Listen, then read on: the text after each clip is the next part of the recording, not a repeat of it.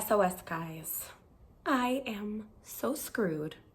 I have fallen in love with not one, but two extremely expensive fragrances. Help me. Hello guys and welcome to Sniff with Steph. Thank you for tuning in. I really appreciate all the support. Today we are going to be talking money. Basically fragrances that are extremely expensive that I've been exploring lately, and they're incredible. I hate it, but I love it at the same time. And I'm talking about 4 fragrances from Guerlain, L'Art and La Matière collection. L'Art and La Matière collection. I don't know how to pronounce it, but I got some samples of 4 of their most popular scents, and I really want to talk about them with you guys because they're so beautiful, and I want to give you my insight into if these fragrances are worth the coin, because they are definitely expensive. So let's get into it. So the first fragrance we're going to discuss is one that I've seen a lot of people talk about here on YouTube, and that is Angelique Noir. And this is supposed to be a green vanilla fragrance, and I'll let you know what I get from it. And I'm not wasting an ounce of this juice, so you better know I'm spraying this on my skin every time. So this is more citrusy than I thought it would be. I definitely get that green opening, and there's like this blast of citruses in the beginning. It's warm, it's a little spicy. I totally forgot to read you guys the notes, so let's do that. In Angelique Noir, there's Angelica, pear, pink pepper, jasmine, caraway, vanilla, angelica, and cedar. So in the opening, I definitely get the angelica and that pink pepper. It's a little citrusy, it's fresh, it's green, and it's a little spicy. You know what it reminds me of? If you've ever tried the Hermes collection and the green bottles, the ones that smell very fresh and aromatic and green, but they're really sophisticated and classy. That's kind of the vibe that Angelique Noir gives me. And here's the thing, guys, I don't even like green fragrances, but this is really beautiful. Not in love with it, but it's beautiful. To me, everyone talks about this as like a green vanilla, but I don't really get that much vanilla, to be honest. I mostly just get that angelica root and some spices and some freshness. As it dries down, it starts to get warmer and a little more vanillic, but it's nothing super gourmand or sweet at all. It definitely stays green and aromatic. This is classy. I could picture someone very put together and just who has a very understated sophistication to them wearing this fragrance. And although I'm not in love with it, I can see why people adore it so much. If you enjoy green fragrances, if you enjoy vanillas that are lighter and fresher, I definitely recommend putting your nose on Angelique Noir by Guerlain. Guys, the next 2 I am madly in love with. It's really bad. Oh God, they're so good. I can't even describe. So we're gonna talk about Cuir Beluga. I don't know if you can even see the label, but there you have it. So what are the notes in Cuir Beluga? In Cuir Beluga, tangerine and aldehydes, immortelle and patchouli, vanilla, suede, heliotrope, and amber. But this is one of those fragrances that the notes are not even important because it's so beautifully blended. It's very hard to describe. It's just incredible. So let's spray it. Yay. Oh my gosh, guys, it's so good. Why is it so good? It's warm and ambery, and I definitely get this buttery suede nuance. Although it's not like a leather suede in your face fragrance, but there's this kind of smooth butteriness that I get the same vibe from like a really high quality brand new suede article of clothing, like suede shoes. It's a little bit spicy, it's a little bit smoky. I would describe this, picture warm, a little bit sweet, smoky, ambery, and buttery. That is how I can describe this fragrance to you guys, because it's so hard to describe because it's so well blended. If I didn't know the notes, there would be no way that I would be able to pick out any of the notes in this fragrance. Just a vibe, just vibes.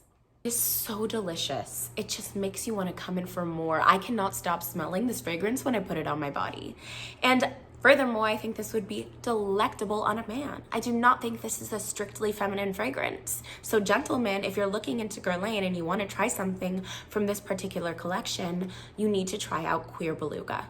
A little bit powdery in the dry down and just super warm and cozy and inviting and the utmost class and sophistication. That's what I think wows me so much about all of these fragrances, is that they are the epitome of class. There's nothing basic or juvenile about them. There really isn't. If you want to smell like money, if you want to smell expensive, you need to check these out. The only problem I have with this, guys, with Cuir Beluga, is the performance. These babies run for about $360 for 100 ml. That is a heck of a lot of money. And if I'm gonna pay that much money for a fragrance, I want it to last, I want it to project, I want it to be, I want to be smelled, right? I mean, performance is something that's very important to me. So this one definitely, I think, is a little softer. It's a little closer to your skin.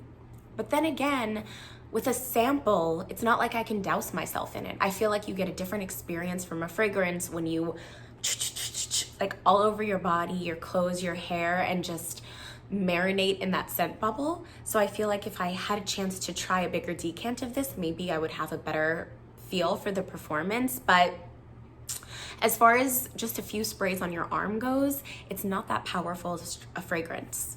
But a part of me doesn't even care because it's so delectable. You have to get your nose on this. I'm madly in love. It's so beautiful.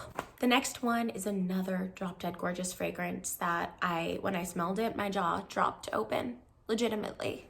And this is Tonka Imperiale. I don't know if you can see, Tonka Imperiale. So what are the notes in Tonka Imperiale?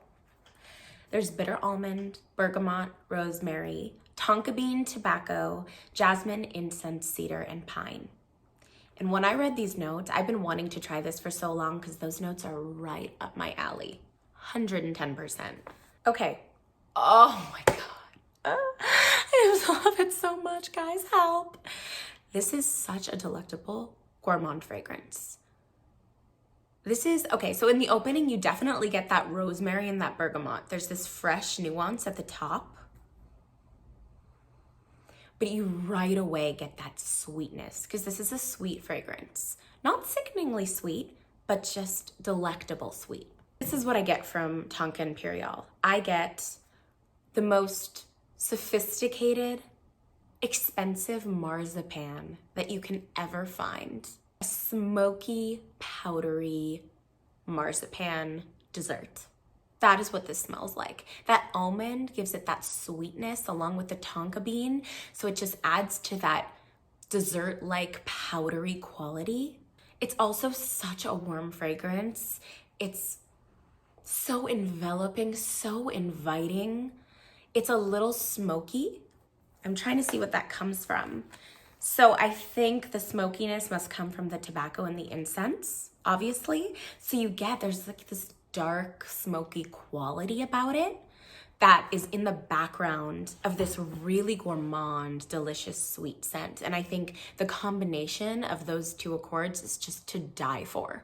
Oh my gosh. It almost smells, yes, I get marzipan, but it also smells like gingerbread a little bit. And I've been dying for a gingerbread scent. Although it's not super gingery, there's just something about it. You know how gingerbread is spicy? It's sweet and it's a cookie, but it's spicy and warm. That's kind of what I get from this. That's why it kind of reminds me of gingerbread, I think. But then the almond almost makes it like marzipan. I don't even know, guys. I'm stunned by this fragrance. In this one, I have to say, I find that Tonka Imperiale is actually stronger than Cuir Beluga. I think probably that incense and the tobacco gives it some more depth, gives it some more hold. It's definitely more long lasting, and you can see when I sprayed it, there was oil on my arm, so it's a little more potent, which is amazing. And you know, this is one of those fragrances that the magic just happens in the dry down. Like, the more this fragrance dries down, the more it settles into your skin, the more beautiful it becomes. It just melts into your skin and becomes this warm, delicious, gourmand, smoky fragrance that is so addictive.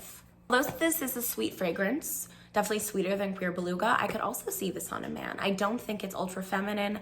I think it's unisex. And for men who like wearing sweeter fragrances, I think this would be incredibly sexy.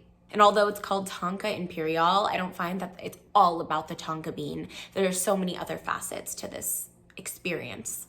So yeah, you guys, I mean, I'm totally in love with Tonka Imperiale and Cuir Beluga. I really am pretty screwed because they're both so expensive, but I'm thinking of doing a video about what to do when you fall in love with extremely expensive perfumes. So like this video and subscribe if you want a part 2 discussing how to afford things that you can't afford kind of video. I think that would be fun and important because, you know, as perfume lovers, we always want to try the best of the best, but that doesn't mean that we can always afford to just buy $360 perfumes every day. I mean, it's craziness out there. I hope you enjoyed this video. Please let me know in the comments if you've tried any of these 3 fragrances or if you own any of them. Thank you for tuning in, guys, and I will see you soon. Bye.